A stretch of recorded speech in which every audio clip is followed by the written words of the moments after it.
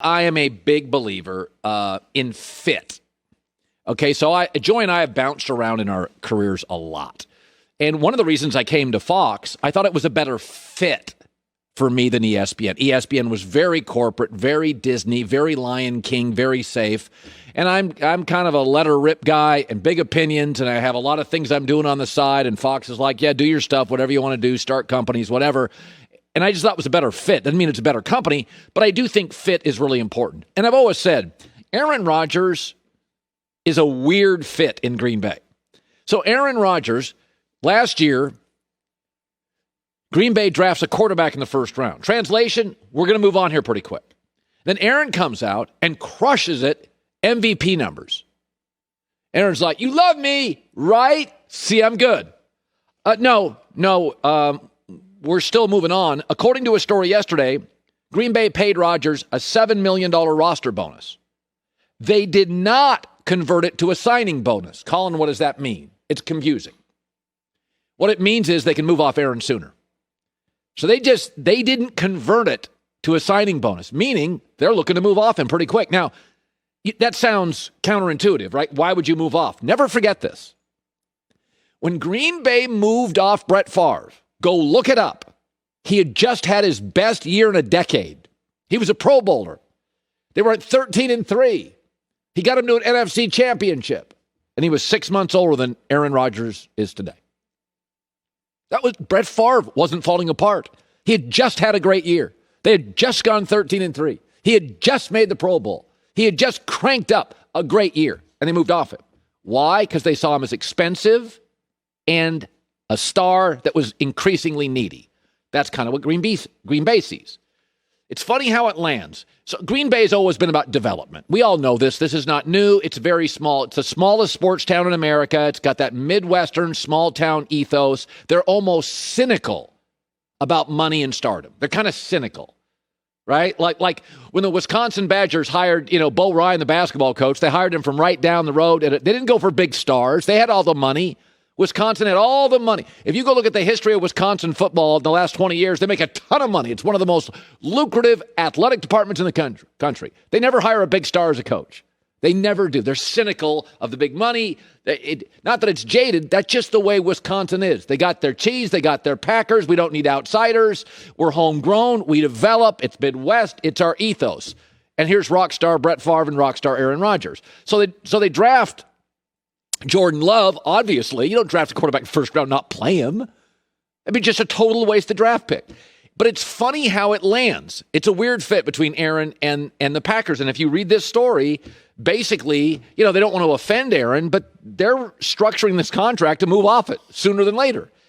And it's interesting how it lands. For Aaron Rodgers, whenever you get in an argument with your wife or your husband, the first thing a psychologist taught me this years ago, he said, well, just make sure it lands for her like it lands for you. You may have an argument.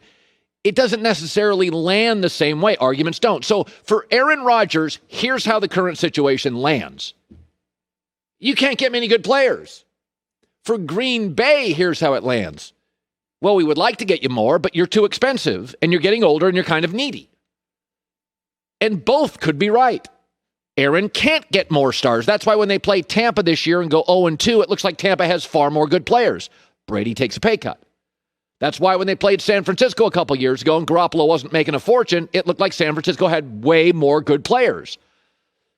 So how does it land? For Aaron Rodgers, this whole thing lands like, you can't get me more good players. You can't even keep my center. You couldn't keep Jared Cook. I can't get J.J. Watt.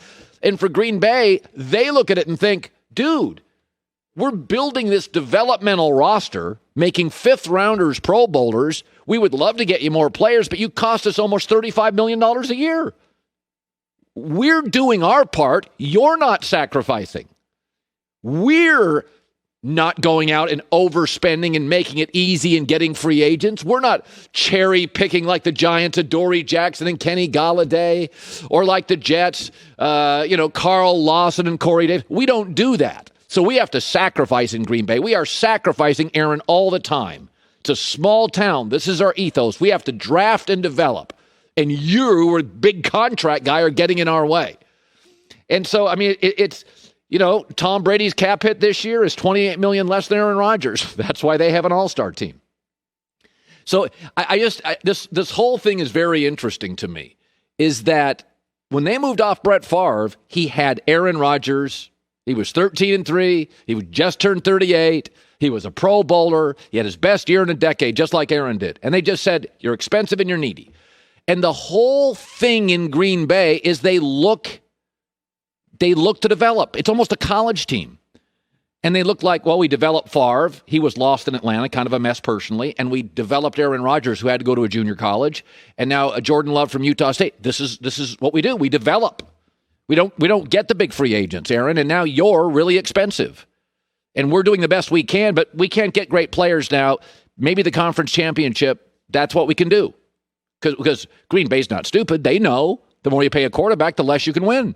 Can't win Super Bowls with an expensive quarterback. Doesn't happen. Hasn't happened in years. Hasn't happened in 15 years. Very funny. So just look at the story today on Aaron Rodgers. Not real subtle. It looks like they're giving him bonuses because they don't want to get trapped in 2 to 3 years with Aaron's contract. So this is funny. So the Bucs are going to now sign Ndamukong Suh. And now yesterday, Donovan Smith reached an agreement, $32 million contract for their left tackle. So they have now signed Chris Godwin, franchised him, Donovan Smith, Shaq Barrett, Levante David, Rob Gronkowski, Ryan Suckup, a kicker, and now Ndamukong Suh is going to get $9 million a year. This is the most talented team Tom Brady's ever played on. Go look at mock drafts. Every other team in the NFL is drafting for need. Even the well-run teams like the Colts need a speed receiver. The Chiefs need an interior offensive lineman or a tackle. Everybody's drafting for need except Tampa. They're just drafting for depth. Literally, people are like, they're going to take an interior defensive lineman. Well, they have Ndamukong Suh. Well, they need a linebacker in case Levante David doesn't sign what he did. Well, outside pass rusher. Oh, Shaq Barrett signed too, and Donovan Smith. If you go back to the 2007 Patriots, that Randy Moss team that went undefeated, they had 8 Pro Bowlers, 3 on the offensive line. Now they had Randy Moss, but that wide receiving core is not close to Tampa's. They had Mike Vrabel, but that linebacking core in New England is not close to as athletic as Tampa's. Well, they had Vince Wilfork. They did, but this defensive line is far greater as a unit than that defensive line. The only area that New England team is better than the Tampa team is offensive line, and I would make a strong argument that the offensive line for Tampa in the last 2 months was unbelievable. Ali Marpet is a top 3 guard in the league. Ryan Jensen's a top 6 to 7 center. Tristan Wirf's right tackle looks like a Pro Bowler. That's the weak spot of Tampa. This is the best team Tom Brady's ever played on. They are literally drafting for depth. And don't forget this. They got really good after the bye. And I kind of look at Tampa as 2 seasons. There was the Tom gets signed, no preseason, a lot of turbulence, kind of trying to fit Arians' offense with Brady's offense. And we all watched it on television. It was bumpy. They got crushed by the Saints twice. They got beat by the Bears. They're yelling at each other. It's a lot of ugliness. Then the bye hit. They got 10 days of practice. They sewed it together. And from that point on, 8-0, and the average score was 34-19, and it was the number 1 offense in the NFL. They are literally drafting for depth. That is it. So that bye was like their preseason. It's incredible right now. Their sack differential after the bye was number 1. Their wins were number 1. Their points were number 1. Their point differential was number 1. Their turnover differential was number 2. That's the team coming back for preseason next year.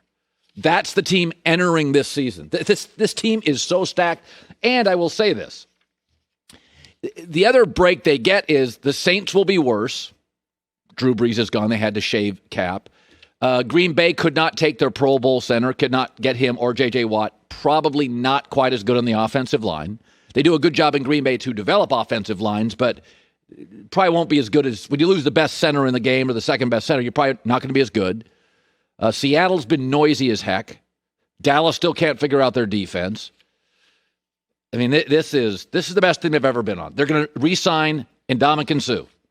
And Donovan Smith got $31 million. They are completely stacked. I mean, the weakness on this team last year was offensive line. It was dominant in the end of the year, and secondary, mostly because it was young.